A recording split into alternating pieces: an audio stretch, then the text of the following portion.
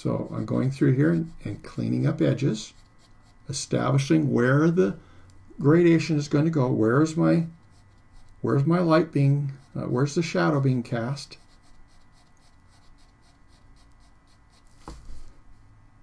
And immediately, which is one of the first things I want to experience, immediately I should be experiencing depth and dimension. And I want to be able to see that even in earliest stages. I don't want to say, oh, well, I'll start having that later. We'll start seeing it. You know, don't worry. I'll address that later. I want to be able to see that in earliest stages and then continue reinforcing it and enhancing it all the way through. I realize I don't have much of a turn here. So this is something that I realize this is quite straight. And I want to be able to have the bone structure and the muscle structure of the things that I'm drawing. And it's amazing how little it takes to be able to communicate that. But if it's missing, I'm going to misrepresent and miss my opportunity to communicate that. Okay. And I may reinforce it even more. But I don't want this to be a real strong angle.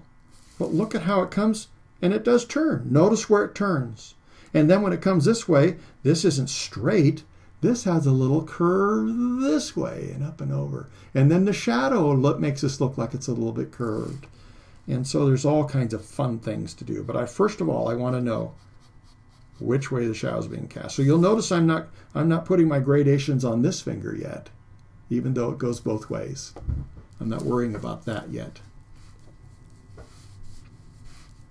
I'm trying to, and even if you came way over into here, even if you came over here and tried to just make sure, okay, I'm going to establish a little dimension here.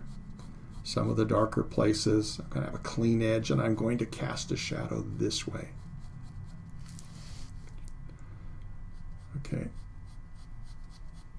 I'm going to cast a shadow this way. So here you see how the patches. This is why it doesn't seem like it to be that big of a thing, and yet I'm saying make sure you fade your patches away. Get into the habit and see if you can do that. If I just do this in a bunch of lines, then this is going to be like shredded wheat here, and I'm never going to be able to communicate that this is coming out of the shadow. And then everything gets darker. So we see this is getting darker. If it isn't, I'm still going to do it because this is getting farther away from the light. If this is getting darker as it goes in here, then this deeper recess is going to get darker as well. And so these are places I don't want to miss. I want to make sure that I know that this fold, this crease, this wrinkle, I don't care what you want to call it, is going to get a little darker as it goes where there's less light. And I don't have to accomplish that all at once. All I need to do is establish it, and then I can go ahead and increase the value as necessary all the way along the line and find out where that perfect balance point is. Softer, softer, softer, away from the edge. Where would it be darker? Where there's less light. Where is it going to be less light? All the way up to that place where the shadow is going to be behind something.